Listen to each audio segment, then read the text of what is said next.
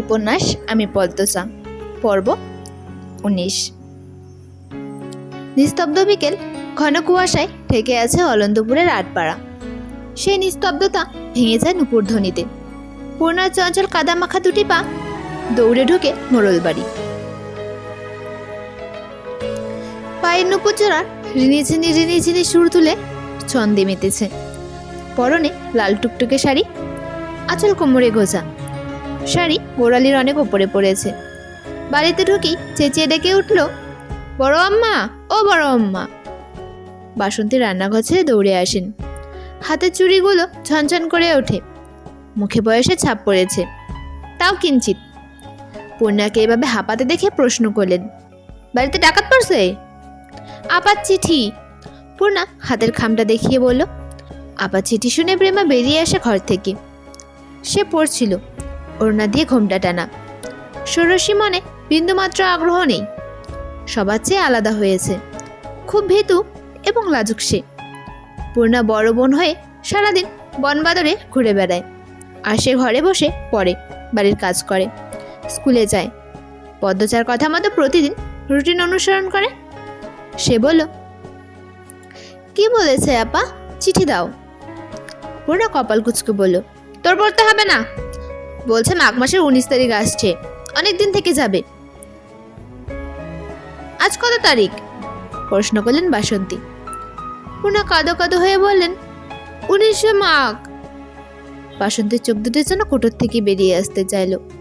বিস্ফোরিত কণ্ঠে বলল, আজই? বিকেল তো হয়ে গেছে। পূর্ণা অস্থির হয়ে বাসন্তীর কাছে দৌড়ে আসে, দুই হাতে ধরে করুণ স্বরে বলে, তাড়াতাড়ি সালোয়ার কামিজ বের করো, আমার এই রূপে দেখলে একদম মেরে ফেলবে আপা। বাসন্তী আরো করুণ স্বরে বলেন, মা, আমি আগে আমার রূপ পাল্টাই, তুমি তোমারটা খুঁজে নাও। কথা শেষ করেই বাসন্তী ঘরের দিকে যান। বুক দুদ্দুর কাঁপছে।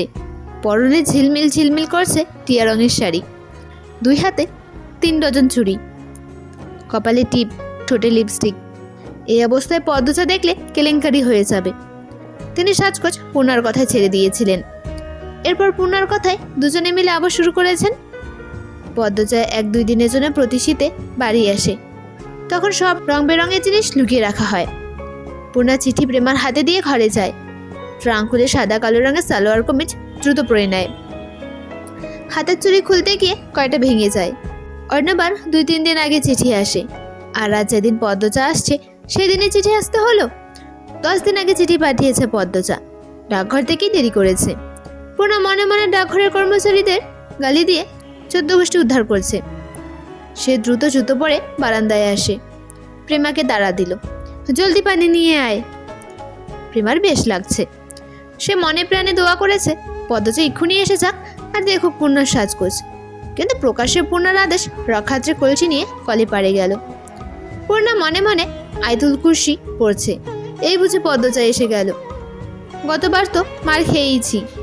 তার সাথে পদ্মচা রাগ করে ৩ মাস চিঠি লেখেনি। বাতাসের বেগে পাতায় মরমর আওয়াজ হচ্ছে, আর পূর্ণার মনে হচ্ছে এই তো তার রাগে আপা হেঁটে আসছে। না, পানির জন্য অপেক্ষা করা যাবে না। পূর্ণা কলে পাড়ে ছুটে যায়। কলসি থেকে পানি নিয়ে পায়ের কাদা, ঠোঁটে লিপস্টিক ধুয়ে ফেলে। কপালের টিপ খুলে কলে পাড়ের দেওয়ালে লাগিয়ে রাখে। হাতের চুড়ি, গলার হার, কানের বড় বড় দুল ট্রাঙ্কের ভেতর রেখে এসেছে। পায়ের দিকে আবার চোখ পড়তেই সে আতকে উঠল। নুপুর জোড়া হাঁটার সময় অনেক আওয়াজ তুলে, এরকম নুপুর পরা নাকি ইসলামে নিষিদ্ধ। আবার দৌড়ে গেল ঘরে।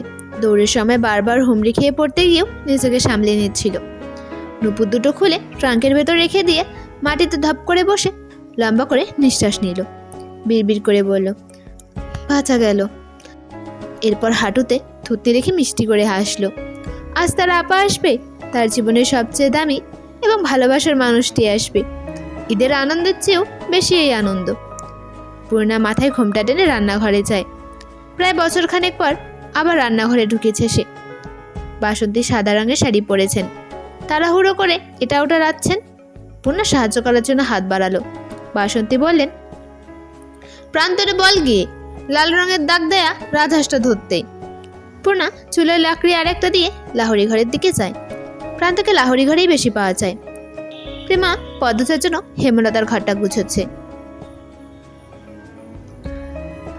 ইট পাথরের শহরে সবাই কৃত্রিম, কৃত্রিমতা ছেড়ে ছায়ায় ঘেরা মাথায় ভরা গ্রাম, আঁকাবাঁকা বয়ে চলা নদী খাল, সবুজ শ্যামলা মাঠের প্রকৃতির রূপ দেখে তৃষ্ণার্ত নয়নের পিপাসা মেটাতে গিয়ে পদ্মজা আবিষ্কার করলো তার চোখে খুশির জল।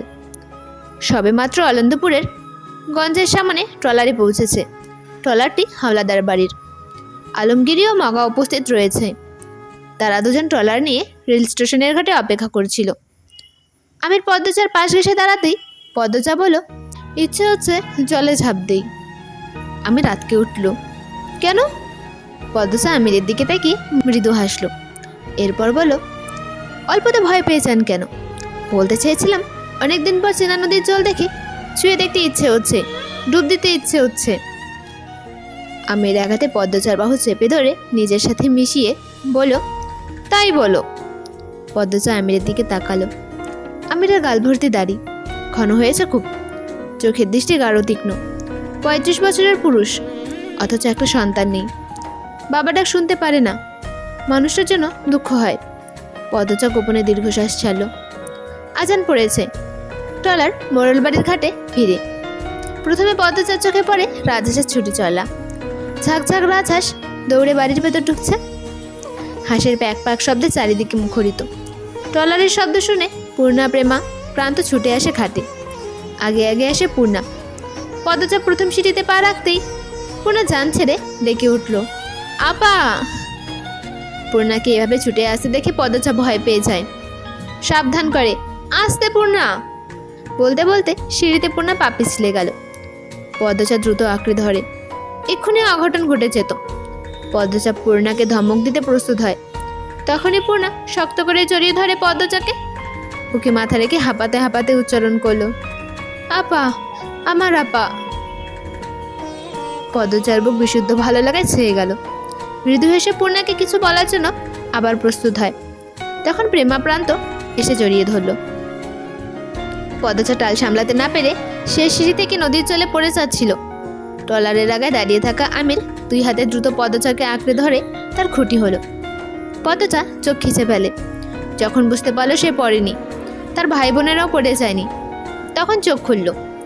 ঘাড় ঘুরিয়ে তার সহধর্মীর মুখ দেখে হাসল। এরপর সোজা হয়ে দাঁড়ালো। পূর্ণা প্রেমা হেঁচকি তুলে কাঁদছে। খুশিতে কেউ এভাবে কাঁদে? তবে পদ্মজার ভালো লাগলো। বাসন্তীকে দূরে দাঁড়িয়ে থাকতে দেখে পদ্মজা তার ভাই বোনদের বলল, আমাকে বাড়িতে ঢুকতে দিবি না তোরা? পূর্ণা চোখে জল মুছতে মুছতে বলল, চলো। পদ্মজা সিঁড়ি ভেঙে বাসন্তীর সামনে এসে দাঁড়ালো। সাদা রঙের শাড়ি পরে ছলছল চোখে তাকিয়ে থাকা এই মানুষটার প্রতি পদ্মজার অনেক ঋণ। হেমলতা মারা যাওয়ার 6 মাসের মাথায় মোর্শেদ পৃথিবী ছাড়েন।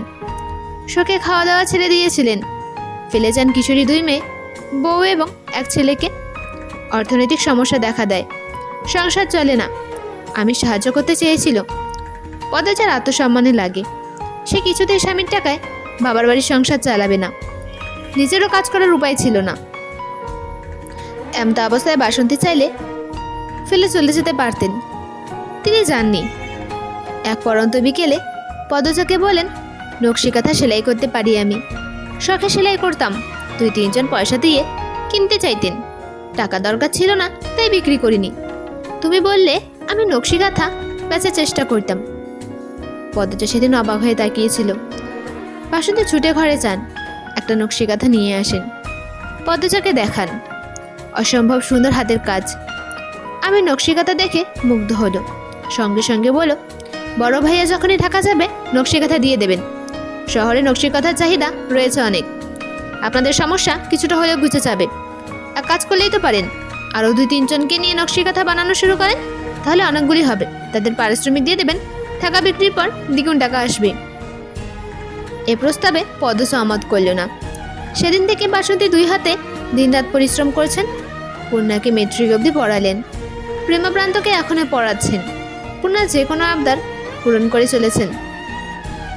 বাসন্তীর পাশ হয়ে পদ্মজা সালাম করল। এরপর বলল, কেমন আছেন আপনি? ভালো আছি মা। তুমি? জামাই বাবা সবাই ভালো আছে তো? আলহামদুলিল্লাহ ভালো আছি।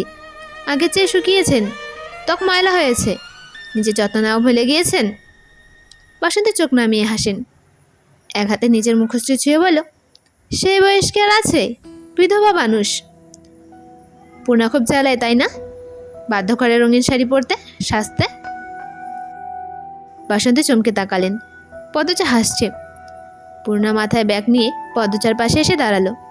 আহ্লাদি হয়ে অভিযোগ করলো, আপা, তুমি নাকি মুচির সাথে আমার বিয়ে দিতে এসেছো? পদ্মজা হাসির প্রশস্ত হয়। আমিরের দিকে তাকিয়ে এরপর পূর্ণার দিকে তাকালো। বলল, কে বলেছে? তোর ভাইয়া? পূর্ণা আমিরকে ভেঙচি কেটে পদ্মজাকে বলল, আর কে বলবে? আপা, আমি মুছে বিয়ে করব না, আমার ফর্সা চকচকে জামাই চাই। মগা পূর্ণাকে রাগানোর জন্য বলল, ম্যাট্রিক ফেল করার শরীরে দলা জামাই হাঙ্গা করব না। পূর্ণা কিরমির করে উঠল। পদ্মজা পূর্ণার গাল টেনে দিয়ে বলল, আচ্ছা, এসব নিয়ে পরে আলোচনা হবে। অন্ধকার হয়ে যাচ্ছে চারপাশে, বাড়িতে চল। তারপর দুই হাতে দুই ভাই বোনকে জড়িয়ে ধরে বাড়ির উঠোনে পা রাখে সে। সতেজ হয়ে জামা কাপড় পাল্টে নেয় আমির ও পদ্মজা। এরপর রাজহাঁস ভুনা আর গরম গরম ভাতের ভোজন হয়। আলমগীরও মগাও ছিল। আলমগীর বাড়ি ফেরার আগে আমির পদ্মজাকে বলে যায়, আগে স্মৃতি আর কতদিন মুখে রাখবি তোরা? দাদু মরার পথে, চাচি আম্মা আত্মগ্লানি, আর তোদের না দেখার শোকে শুকিয়ে কঙ্কাল হয়ে গিয়েছে। এবার অন্তত বাড়িতে আসিস, অনুরোধ রইল আমার। পদ্মজা, তুমি আমিরকে বুঝিও। পদ্মজা আশ্বস্ত করে বলো, এবার বাড়ির সবাইকে গিয়ে দেখে আসবো, আপনি নিশ্চিন্তে যান, অপেক্ষায় থাকবো। আসবো ভাইয়া, বলল পদ্মজা। আলমগীর মগা চলে গেল। আমির পদ্মজাকে বলো, আমি যাব না। এবার যাওয়া উচিত, অনেক তো হলো, 4 বছর কেটেছে। ভয়ঙ্কর একটা আজীবন বুকে তাজা হয়ে থাকবে। তাই বলে সম্পর্ক ছিন্ন করতে পারি না। ইসলামে সম্পর্ক ছিন্ন করা হারাম। ওই বাড়িতে গেলে আমার দম বন্ধ করার কষ্ট হয় পদ্মজা। সে তো আমারও হয়, কিন্তু আমার কথা খুব মনে পড়ে। আমার তো কোনো দোষ ছিল না, তবুও শাস্তি পাচ্ছেন। ছিল দোষ, যে আসল দোষী তার দেখা আজও পেলাম না। অথচ যিনি দোষী না, তিনি সবার চোখে দোষী। আম্মা সেদিন কেন ঘুমিয়ে পড়েছিল, এটাই আমার দোষ। জোর করে ঘুম আটকিয়ে রাখা যায়? আমরা আগামীকাল যাচ্ছি, এটাই শেষ কথা। পদ্মজা। আমিরের বাকি কথা পদ্মজা শুনল না। সে হেমলতার ঘরের দিকে এগুলো। হেমলতার ঘরের দরজা খুলতেই অদ্ভুত একটা অনুভূতি হয়। শিহরিত হয়ে কেঁপে উঠল সে। 6 বছর আগের মতোই সব, নেই শুধু মা। পদ্মজা ধীর পায়ে ঢোকে। আলমারি খুলে হেমলতার শাড়ি বের করে ঘ্রাণ শুকে বুকের সাথে জড়িয়ে রাখে। গাল বেয়ে অশ্রু গড়িয়ে পড়ে মাটিতে। হাউমাউ করে কান্নাটা আসে না অনেক দিন। কষ্টগুলো চেপে থাকে বুকের ভেতর। পূর্ণা দরজার ওপাশে দাঁড়িয়ে আছে। সে তার আপাকে দেখছে। পদ্মজা বারবার নাক টানছে। অজস্র চুমুতে ভরিয়ে দিচ্ছে মায়ের শাড়ি, যেন সে শাড়ি না, তার মাকেই চুমু দিচ্ছে। পূর্ণার মন ব্যথায় ভরে ওঠে। তার কি মায়ের জন্য কষ্ট হচ্ছে, নাকি আপার কান্না দেখে কষ্ট হচ্ছে? জানে না পূর্ণা, শুধু উপলব্ধি করছে তার কান্না পাচ্ছে। কান্নার শব্দ শুনে পদ্মজা ঘাড় ঘুরে তাকায়। পূর্ণাকে কাঁদতে দেখে দ্রুত চোখের জল মুছে হাতের শাড়ি আলমারিতে রাখলো। এরপর পূর্ণাকে ডাকলো, আয় এদিকে। পূর্ণা ফোপাতে ফোপাতে এগিয়ে আসে। পদ্মজার বিছানায় বসলো। পূর্ণা পদ্মজার কোলে মাথা রেখে কাচুমাচু হয়ে শুয়ে পড়ল। পদ্মজা বলল, বয়স 21-এর ঘরে, মনটা তো সেই 14-15 বছরেই পড়ে আছে। পূর্ণা পদ্মজার এক হাত মুঠোয় নিয়ে বলল, আমার খুব কান্না পাচ্ছে।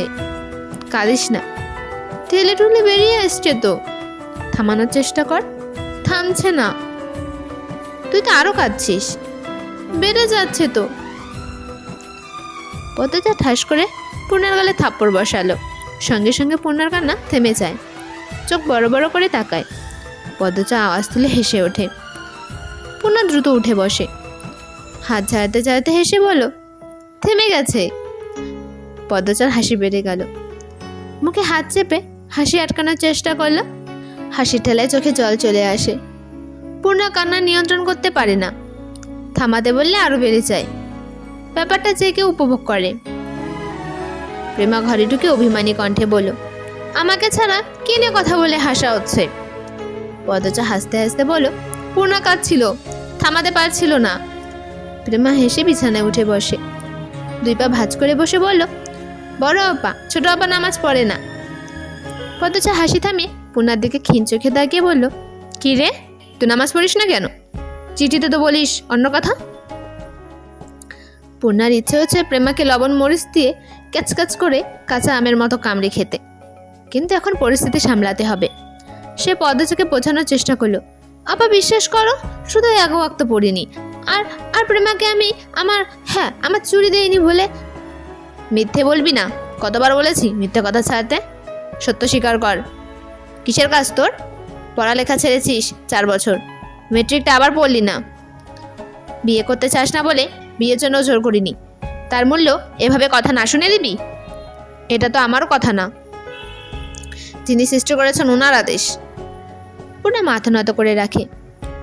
পদ্মজা বিছানা থেকে নামতে নামতে বলো, ঘুমাবো না তোদের সাথে।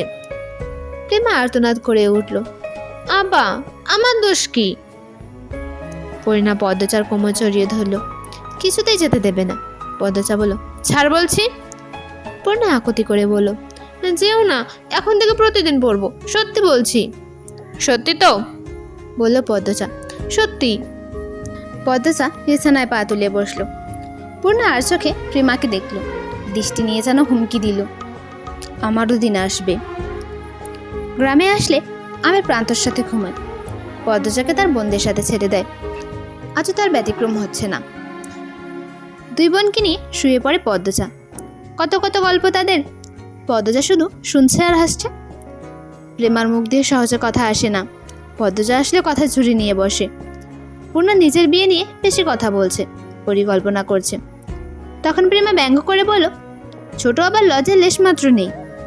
তখন পূর্ণা খেপে গিয়ে বলো, তুই যে প্রান্তরে বলছিলি শহরে গিয়া সাহসী পুলিশ বিয়ে করবি, আমি কাউকে বলেছি? তোর লজ্জা নেই? প্রেমা লজ্জা চুবুথুবু হয়ে যায়। তার বড় আপার সামনে ছোট আপা কি বলছে? লজ্জায় কান দিয়ে ধোয়া বেরোতে থাকে। পদ্মজা হাসলো। প্রেমাকে বলো, লজ্জার কিছু নেই, অভিভাবকদের নিজের পছন্দ জানানো উচিত। তোর বিয়ে পুলিশের সাথেই হবে, আর পূর্ণার বিয়ে হবে পূর্ণার পছন্দ মতো। পদ্মজার কথায় পূর্ণা ভারী খুশি হলো। সে আবেগ অপলুত হয়ে বলো, নায়কের মতো জামাই চাই, একদম লিখন ভাইয়ের মতো। ও আপা, জানো লিখন ভাই এখানে শুটিং করতে আসছে, 1 সপ্তাহ হলো। পদ্মজা জানতে চাইল, কার বাড়ি? সাতগাঁয়ে হান্নান চাচার বাড়ি, বিশাল বড় টিনের বাড়ি। পদ্মজা চুপ হয়ে গেল। এই মানুষটা শুধুমাত্র তার স্মৃতি, কিন্তু মানুষটার জীবনের পুরোটা ছিল সে। এই তো মাস 4 আগে পদ্মজা পত্রিকা পড়তে বসেছিল। 3য় পৃষ্ঠায় লিখন সাহের ছবির সাথে ওপরে শিরোনাম দেখে বেশ অবাক হয় পদ্মজা। শিরোনামে লেখা, লিখন শহর পদ্মফুল। পদ্মজা আগ্রহ নিয়ে প্রত্যেকটি লাইন পড়ে। সাংবাদিক লিখনকে প্রশ্ন করেছে, 30 তো পার হয়েছে, বিয়ে করবেন কবে? লিখন জানিয়েছে, সে যখন আসবে। আমরা কি জানতে পারি কে সে? যদি দ্বিধা না থাকে। জানাতে আমার বাধা নেই, সে পদ্মফুল। আমার 27 বছরের কঠিন মনে তোলপাড় তুলে দিয়েছিল। সেই তোলপাড় তাণ্ডব বুকের ভেতর আজও আছে। সেই ফুলের সুবাস নাকে আজও লেগে আছে, শুধু আমি তাকে জয় করতে পারিনি। লিখন সাহেব সাক্ষাৎকারের কথোপকথন বেশ তোলপাড় তুলে ঢাকায়। এরকম একজন সুদর্শন পুরুষকে কোন নারী অবহেলা করেছে, তা নিয়ে মানুষের কত কল্পনা জল্পনা, আলোচনা সমালোচনা। পদ্মজার অস্বস্তি হয় খুব। পূর্ণা পদ্মজাকে মৃদু ধাক্কা দিয়ে বলো, ঘুমিয়ে গেলে আপা? না, তারপর বল। নিস্তরঙ্গ গলায় বলল পদ্মজা। ঝিঝি পোকার ডাক, শিয়ালের হাঁক ভেসে আসছে কানে। রাত গভীর থেকে গভীরতর হচ্ছে, তবুও কথা শেষ হচ্ছে না। পূর্ণা প্রেমার। পদ্মজাও মানা করছে না, বরং অবাক হচ্ছে তার বোনেরা কত কথা লুকিয়ে রেখেছে তার জন্য। কাক ডাকা ভোর, ঘন কুয়াশায় চারপাশ ডুবে আছে। বাতাসের বেগ বেশি, ঠান্ডায় ঠোঁট কাঁপছে। পদ্মজার পরনে দামি গরম সোয়েটার, আবার শালও পরেছে। বাসন্তী সুতি শাড়ি পরে রান্না করছেন, মাঝে মাঝে কাঁপছেন। পদ্মজা দ্রুত পায়ে রান্নাঘরে ঢুকলো। বাসন্তী পদ্মজাকে দেখে হেসে বলেন, কিছু লাগবে? পদ্মজা খেয়াল করে দেখলো বাসন্তীর মুখটা ফ্যাকাশে, ঠান্ডায় এমন হয়েছে। বেশ শক্ত করে প্রশ্ন করলো, আপনার শীতের কাপড় নেই? বাসন্তী হেসে বলল, আছে তো। তাহলে এভাবে শীতে কাঁপছেন কেন? নামাজ পড়ে ঘুমিয়ে পড়তেন, বয়স হয়েছে তো। যান ঘরে যান, ভাত বসিয়েছি, আমি দেখব। সারা রাত তো সজাগ ছিলে আম্মা, তুমি ঘুমাও, আমি রাতে ঘুমিয়েছি। তাহলে সোয়েটার পরে আসেন। বাসন্তী মাথা নত করে বসে রইল। পদ্মজা বেশ অনেকক্ষণ তাকিয়ে থাকেন। এরপর নিজের গায়ে শাল বাসন্তীর গায়ে দিয়ে বলেন, নিজের জন্য কিছু কেনা উচিত। পূর্ণা বয়সে বেড়েছে, বুদ্ধিতে না। ও পারে না কিছু সামলাতে, শুধু আবদার করতে পারে। যতদিন বেঁচে আছে নিজের যত্ন নিন, আমি ঘরে যাচ্ছি। পদ্মজা রান্নাঘর ছেড়ে বারান্দার গ্রিল ধরে বাইরে তাকালো। কুয়াশার জন্য বাড়ির গেটেও দেখা যাচ্ছে না। সে ঘুরে দাঁড়ালো ঘরে ঢোকার জন্য। তখন মনে হলো উঠোনে কে যেন দাঁড়িয়ে আছে। পদ্মজা আবার ঘুরে তাকালো। দেখতে পেল তার শাশুড়ি ফরিনাকে। তীর্থের কাকের মতো তাকিয়ে আছে। শুকিয়েছেন খুব বেশি। গায়ে লাল সাদা রঙের মিশ্রণ শাড়ি। ফরিনার চারপাশে পুরো কুয়াশা। কুয়াশার দেয়াল ভেদ করে যেন তিনি শুধু আসতে পেরেছেন। পদ্মজা হন্তদন্ত হয়ে বের হলো। কাছে এসে দাঁড়াতেই বুকটা হু হু করে উঠল। ফরিনা পদ্মজাকে দেখে কেঁদে দিলেন। পদ্মজা ফরিনার খুব কাছে এসে দাঁড়ালো, পা ছুঁয়ে সালাম করলো। এরপর ফরিনা ঠান্ডা 2 হাত ধরে বলল, এত সকালে কেন আসতে গেলেন? আমরা তো যেতামই। এত রাগ তোমার? না আম্মা, আপনার প্রতি কোনো রাগ নেই আমার। 8 মাস আপনি আমার যে যত্ন নিয়েছেন, মায়ের অভাব বোধ করিনি। মনে হয়েছিল আমার মা ছিল আমার পাশে। তাইলে কেড়ে যাও না আমার কাছে। আমার সারে কেন মুখ ফিরাইয়া নিস আমার তেইকা? উনি পাগল। আম্মা, আপনি কেমন আছেন? দেখে বোঝা যাচ্ছে ভালো নেই। আমার বিশ্বাস করুন, আপনার প্রতি আমাদের রাগ নেই। ওই বাড়িটা দেখলে খুব কষ্ট হয় আম্মা, খুব যন্ত্রণা হয়। এজন্যই চাই না। আপনাকে অনেকবার চিঠি লিখেছি যেন ঢাকা গিয়ে কয়েকদিন থেকে আসেন, গেলেন না কেন? ফরিনা অবাক হয়ে বলেন, আমার কাছে তো কোনো চিঠি আসে নাই। সে কি? আমি তো এই 4 বছরে 6টা চিঠি লিখেছি আপনার নামে, পাঠিয়েছি। আমি তো পাই নাই। ফরিনা চিন্তিত হয়ে পড়লেন। পদ্মজা বলল, আচ্ছা, এ ব্যাপারে কথা বলবো ওনার সাথে। আমি যখন আমার কবরে জিতায়েত করতে আসি, তখনও তো এসে আমাকে রোনাকে দেখে যেতে পারতে না আম্মা। তোমরা বাড়ির যাও না বইলা আমি ভাবছি আমারে ঘেন্না করো তোমরা, তাই সামনে আইতে পারি নাই। আমার জন্য আমার নাতনিটা। ফরিনা হু হু করে কেঁদে উঠলেন। পদ্মজার চোখ ছলছল করে উঠল। সে ফরিনাকে বলল, আপনার জন্য কিছু হয়নি আম্মা, আপনি এভাবে ভাববেন না। কান্না থামান। যতই বলো মা, কান্না থামাবে না। 4 বছর ধরে এভাবেই কাঁদছে। মজিদের কণ্ঠস্বর শুনে পদ্মজা দ্রুত ঘুমটা টেনে নিল। মজিদকে সালাম করে বলল, ভালো আছেন আব্বা? এই তো আছে কোনো মতে। আম্মা, আপনি কান্না থামান, আমার খারাপ লাগছে। ফরিনা আঁচল দিয়ে চোখ মুছল। এরপর বলল, আমার বাবু কই? ভেতরে ঘরে ঘুমোচ্ছে, ডেকে দিচ্ছি। না থাক, ঘুমাক। পদ্মজা শ্বশুর শাশুড়িকে সদর ঘরে নিয়ে আসে। আস্তে আস্তে সবার ঘুম ভাঙে। আমির যত চাই বলুক, মাকে দেখেই নরম হয়ে যায়। জড়িয়ে ধরে বাচ্চাদের মতো কাঁদতে শুরু করে। মজিদ ছেলে আর ছেলের বউকে ছাড়া কিছুতেই বাড়ি যাবেন না। কম হলেও 4-5 দিন থেকে আসতে হবে। অবশেষে আমি রাজি হলো। প্রেমার সামনে পরীক্ষা, তাই প্রেমাকে সাথে নিল না। বাসন্তী, প্রেমা, প্রান্ত বাড়িতে রয়ে যায়।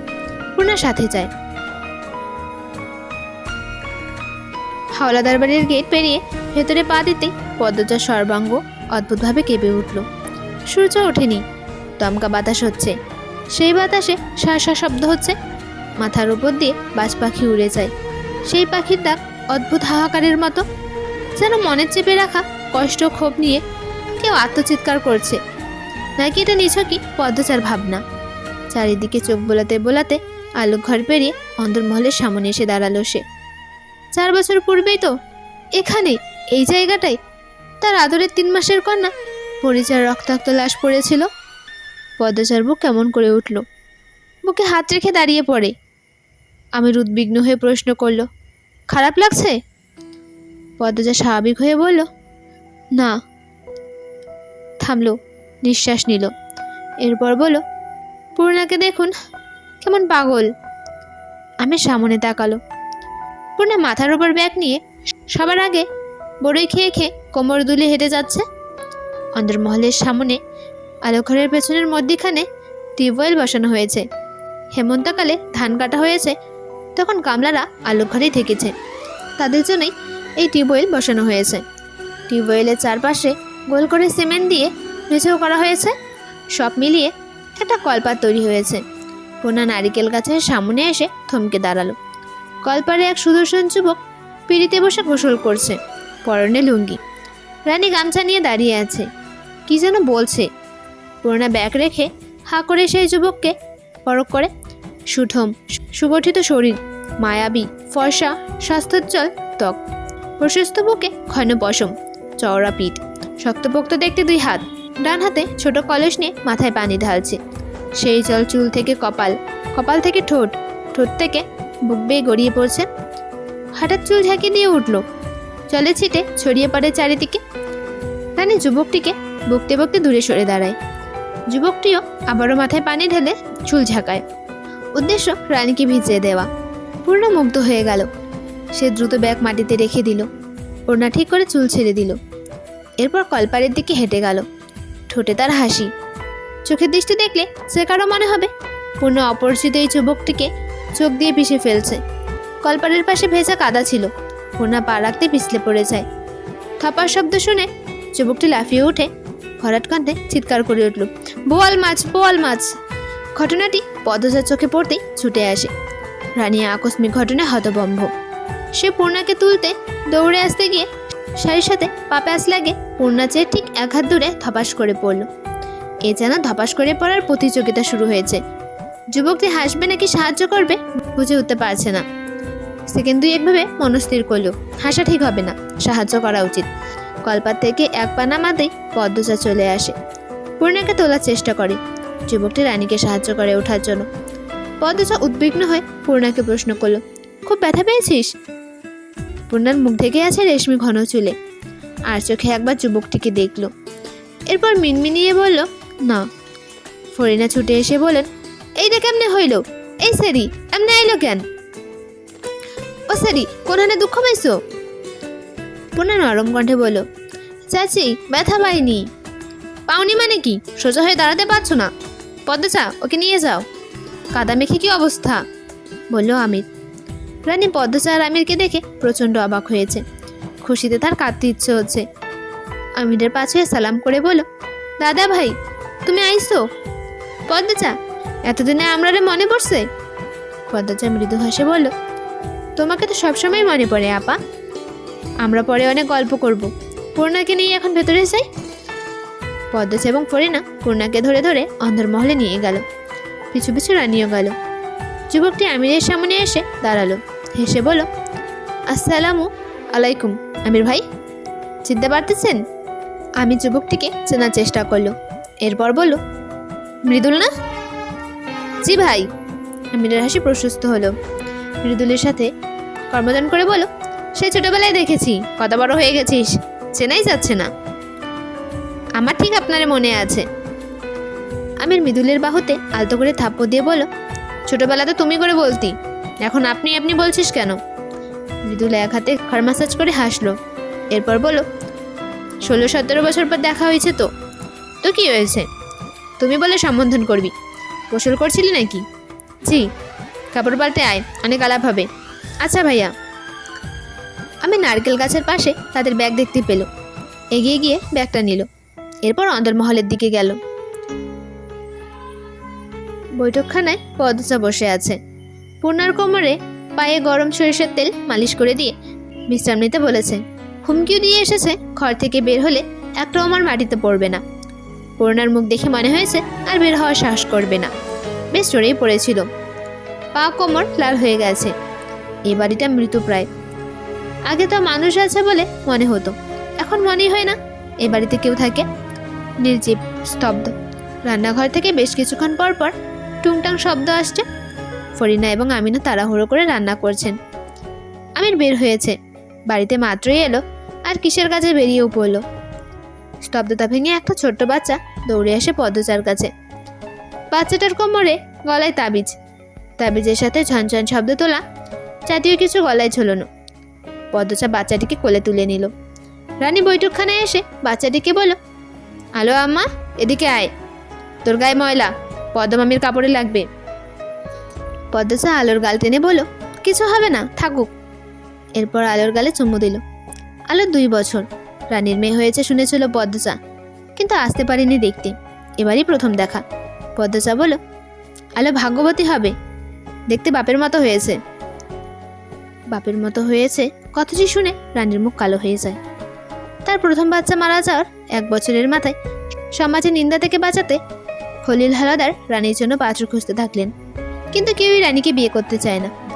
সবাই জেনে গিয়েছিল রানী অবৈধ সন্তান জন্ম দিয়েছে। এরপর বাচ্চাটাও মারা গেল।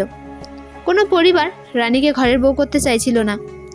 এদিকে বিয়ে দিতে না পেরে সমাজের তোপে আরও বেশি করে পড়তে হচ্ছিল। খলিল হাওলাদার পিতা হয়ে রানীকে ফাঁস লাগিয়ে মারতে চেয়েছিলেন। তখন মজিদ হাওলাদার মদনকে ধরে আনলেন। মদন মগার বাবা মা নেই। 2 ভাই এই বাড়িতেই ছোট থেকে আছেন। এই বাড়ির সেবার কাছে নিযুক্ত। বাধ্য হয়ে মদনের সাথে বাড়ির মেয়ের বিয়ে দেওয়া হয়। মদন কামলা থেকে ঘর জামাই হয়। রানী মন থেকে মদনকে আজও মানতে পারেনি, কখনো পারবেও না। ঘৃণা হয় তার। মাঝে মাঝে আলোকেও তার সহ্য হয় না। আলোর মুখটা দেখলেই মনে হয় এই মেয়ে মদনের মেয়ে, কামলার মেয়ে। আলো আধা আধা স্বরে বলো, না না না না। পদ্মজা আদুরে কণ্ঠে বলো, নানুর কাছে যাবে? আলো পদ্মজার কোল থেকে নামতে চাইল। পদ্মজা নামিয়ে দিল। আলো দৌড়ে রান্নাঘরে যায়। রানী বলল, আম্মার জন্য পাগল এই ছেড়ি, সারা বেলা আম্মার লাগে ল্যাপটায়া থাকে। তুমি নাকি আলোকে মারধর করো? রানী চমকালো, প্রশ্ন করলো, কেলা কইছে? শুনেছি আলো একটা নিষ্পাপ পবিত্র ফুল, ওর কি দোষ? রানী চুপ করে রইল। পদ্মজা বলল, সবটুকু রাখ, এই বাচ্চাটার ওপর ঝাড়া ঠিক না আপা। আমার কষ্টটা বুঝবে না পদ্মজা? বুঝি, এতটা অবুঝ না আমি। আলো মদন ভাইয়ের মেয়ে, এটা ঠিক, কিন্তু তোমার গর্ভে ছিল, তোমার রক্ত খেয়েছে 10 মাস। আমি কি আমার ছেলেটা ভালোবাসি না? বাসি, মাঝে মাঝে খুব রাগ হয়। কেন পদ্মজা? আব্দুল ভাইয়ের কথা মনে হইলে আমার সব অসহ্য লাগে। একলা একলা কান্দি। তখন আলো কাঁদলে আমি ওরে 1-2টা থাপ্পড় মারি। পরে আফসোস হয়, কেন মারলাম সেরিডারে, ও তো আমারই অংশ। নিজেকে নিয়ন্ত্রণ করার চেষ্টা করো। নিয়তির ওপর কারো হাত নেই। অতীত ভুলতে বলবো না, কিছু অতীত ভোলা যায় না, কিন্তু চাইলে পরিস্থিতির সাথে মানিয়ে বাঁচা যায়। নিজেকে মানিয়ে নাও, আলোর প্রতি যত্নশীল হও, মানুষের মতো মানুষ করো। একটা মেয়েকে নিয়ে সমাজে বাঁচা যুদ্ধের মতো গোড়া থেকে খেয়াল দাও। তোমার কথা হলে বাঁচার শক্তি পাই পদ্মজা। পদ্মজা হাসলো। বৈঠকখানায় আমির এসে প্রবেশ করলো। তার পিছু পিছু মৃদুলকে দেখে রানী হাসলো। পদ্মজাকে দেখিয়ে বলল, এই যে এটা হয়েছে পদ্মজা, তোর ভাবি। মৃদুল পদ্মজাকে সালাম করার জন্য ঝুঁকতেই পদ্মজা বলল, না না, কোনো দরকার নেই, বসুন আপনি। মৃদুল বসলো। এরপর পদ্মজাকে বলল, আপনার কথা অনেক শুনেছি, আজ দেখার সৌভাগ্য হলো। আমির পদ্মজাকে বলল, ওর নাম মৃদুল, রানীর মামাতো ভাই। ছোটবেলা আমাদের বাড়িতে কয়দিন পর পর আসতো। যখন 8-9 বছর তখন দূরে চলে যায়। আর দেখা হয়নি। চাইলেই দেখা হতো, কেউ চায়নি, তাই দেখাও হয়নি। কোথায় থাকেন জানতে চাইলো পদ্মজা। জি ভাবি, রামপুর কথা পদ্মজা শুনেছে। তাদের জেলা শহর এলাকার নামপুর। সবাই চেনে এই এলাকা। ছেলেটার চেহারা উজ্জ্বল, চকচকে, হাসি খুশি। আলাপে আলাপে জানতে পারলো মৃদুল পদ্মজার চেয়ে 2 বছরের বড়। মেট্রিক ফেল করার পর আর পড়েনি। মিয়া বংশের ছেলে, কথাবার্তায় শুদ্ধ অশুদ্ধ 2 রূপই আছে, আর ভীষণ রসিক মানুষও বটে। খাওয়া দাওয়া শেষ হওয়ার পর পদ্মজা দোতলায় গেল। সাথে আমির রয়েছে। নূরজাহান বেশ কয়েক মাস ধরে অসুস্থ। শরীরের জায়গায় জায়গায় ঘা, চামড়া থেকে দুর্গন্ধ বেরোয়, সারাক্ষণ যন্ত্রণায় আর্তনাদ করে। নূরজাহানের ঘরে ঢুকতেই নাকি দুর্গন্ধ লাগে। পদ্মজা নাকি রুমাল চেপে ধরে। নূরজাহান বিছানার ওপর শুয়ে আছেন। সময়ের ব্যবধানে একেবারে নেতিয়ে গিয়েছে। বয়সটা যেন কয়েক গুণ বেড়ে গেছে। হাড্ডি ভেসে আছে। লজ্জাস্থান ছাড়া পুরো শরীর উন্মুক্ত। এক পাশে লতিফা দাঁড়িয়ে আছে। নূরজাহানের মাথার কাছে একজন কবিরাজ বসে রয়েছেন। একটা কৌটো থেকে সবুজ দেখতে তরল কিছু নূরজাহানের ক্ষতস্থানগুলোতে লাগাচ্ছেন। পদ্মজা নূরজাহানের বাম পাশে গিয়ে দাঁড়ালো। নাক থেকে রুমাল সরিয়ে দুর্গন্ধের সাথে মানিয়ে নেওয়ার চেষ্টা করলো। ডাকলো, দাদু দাদু, শুনছেন? নূরজাহান ধীরে ধীরে চোখ খুলল। পদ্মজা প্রশ্ন করলো, খুব কষ্ট হয়? কোথায় কোথায় বেশি যন্ত্রণা হয়? নূরজাহান শুধু তাকিয়ে রইল। চোখ বেয়ে জল গড়িয়ে পড়ে। পদ্মজার বুকটা হাহাকার করে উঠল। বয়স্ক একজন বৃদ্ধ কত কষ্ট করছে। লতিফা বলল, দাদু কথা কইতে পারে না, খালি কান্দে। নূরজাহানের অসহায় চাহনি দেখে পদচার চোখ দুটি ছলছল করে উঠল। সে নূরজাহানের মাথায় হাত বুলিয়ে দিয়ে বলল, আল্লাহর নাম স্মরণ করেন, ইনশাআল্লাহ সব ঠিক হয়ে যাবে, ধৈর্য ধরুন। তারপর লতিফাকে বলল, ভালো করে খেয়াল রেখো ওনার। আমির বেশ অনেকক্ষণ নূরজাহানের সাথে কথা বলল। নূরজাহান জবাব দেন না, শুধু উয়া শব্দ করেন। আমিরের দুই চোখ বেয়ে জল পড়ে। পদচার ভালো লাগে না দেখতে। সে আমিরকে বুঝিয়ে শুনিয়ে বাইরে নিয়ে আসে। বারান্দা পেরোনোর পর রুম্পার ঘরের দরজা খোলা দেখলো পদ্মচা। যাওয়ার সময় তো বন্ধই ছিল। পদ্মচা ঘরের ভেতর উকি দেয়, দেখলো কেউ নেই, পালঙ্ক নেই।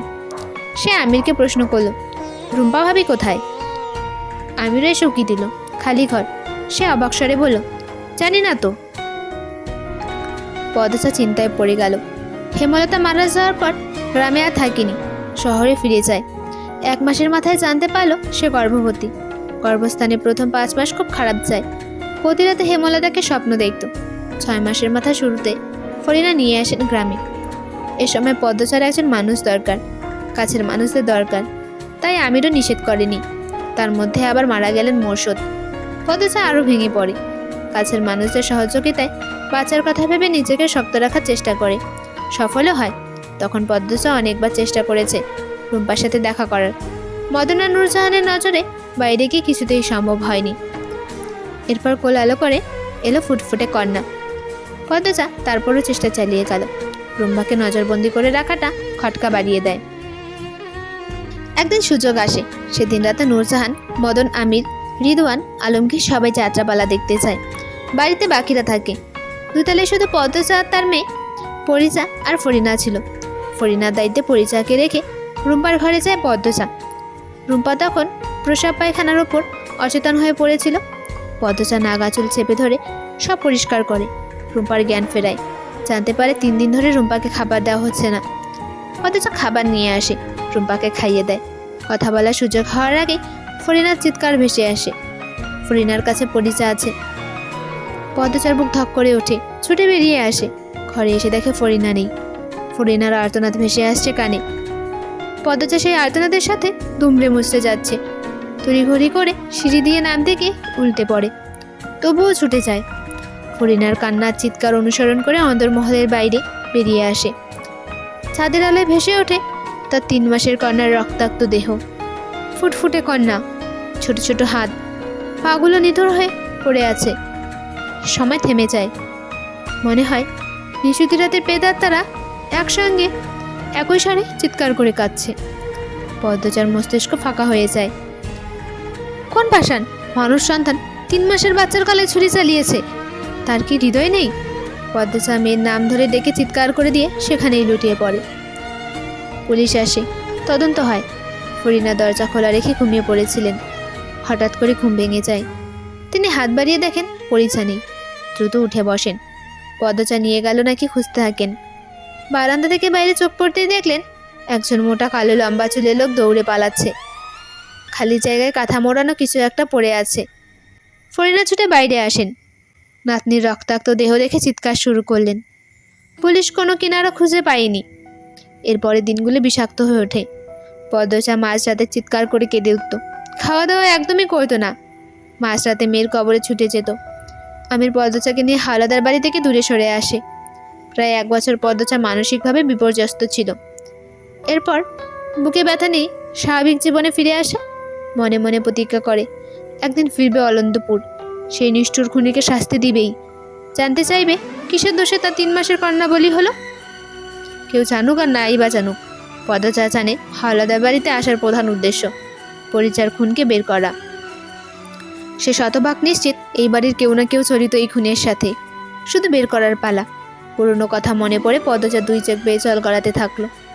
আমির জল মুছে দিল। এরপর বলল, বোধ হয় 3 তলায় রাখা হয়েছে। পদ্মচা 3 তলার সিঁড়ির দিকে তাকালো। শুনেছে 3 তলার কাজ নাকি সম্পূর্ণ হয়েছে। অনেকগুলো ঘর হয়েছে। সে আর কথা বাড়ালো না। এখন গোসল করা উচিত। আজান পড়বে। আজ রাত থেকে সে নিশাচার হবে। 1 মুহূর্ত নষ্ট না করে সব রহস্যে জাল কাটতে হবে। এটাই তার নিজের সাথে নিজের প্রতিজ্ঞা। আমি ডাকলো, কি হলো, কি ভাবো? পদ্মজা আমিরের দিকে তাকালো, এরপর চোখ সরিয়ে নিয়ে বলল, কিছু না, ঘরে চলুন। কিছু তো ভাবছিলে? এতদিনের জন্য আসছি গ্রামে, চাকরিতে থাকবে তো? থাকবে না কেন? রফিক কতটা সম্মান করে আমাকে দেখনি? আর তোমার যোগ্যতা কি কমতি আছে? যেখানে ইচ্ছে সেখানেই চাকরি হবে। পদ্মজা থমকে দাঁড়ালো, আমিরের দিকে তাই কি হেসে বলো, আপনি যেখানে ইচ্ছে সেখানে চাকরি করতে দিবেন? আমি হেসে ফেললো, বলো, তা অবশ্য দেব না। সকলকে ধন্যবাদ ভিডিওটি সম্পূর্ণ দেখার জন্য। ভুল ত্রুটি হলে ক্ষমা করবেন এবং ভিডিওটি ভালো লাগলে লাইক, কমেন্ট, শেয়ার এবং চ্যানেলটিকে সাবস্ক্রাইব করবেন।